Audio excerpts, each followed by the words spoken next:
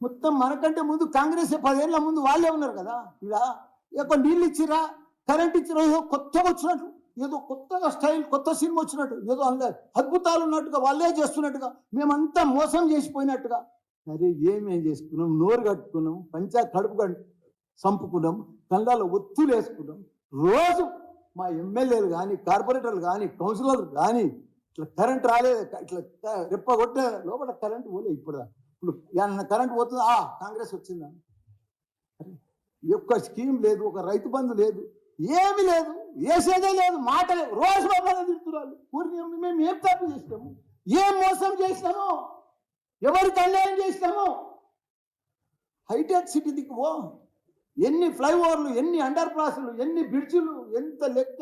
ఏ ఊరికి పో, నా మేడ్చల్కి రా, రోడ్డు లేని గ్రామం లేదు. ప్రతి ఊరికి పో, చెట్ల పడతా, రోడ్ల పడతా, అంతా ఇప్పుడు ఎంత నీళ్ళు కూడా పోయలేరు వీళ్ళు. ఇక్కడ ఎన్ని నర్సరీలు, ఎన్ని చెట్లు, ఎంత గార్డెన్లు, ఎన్ని ఆక్సిజన్ పార్కులు తెలంగాణ. అసలు ఎవ్వరు కాదు, ఎవ్వరు ఊహించలేని అన్ని కూడా చేసి పెట్టింది ఆ కేసీఆర్. గొప్ప మహాత్ముడే ఆయన, మహాత్మా గాంధీ లెవెల్ మనిషి.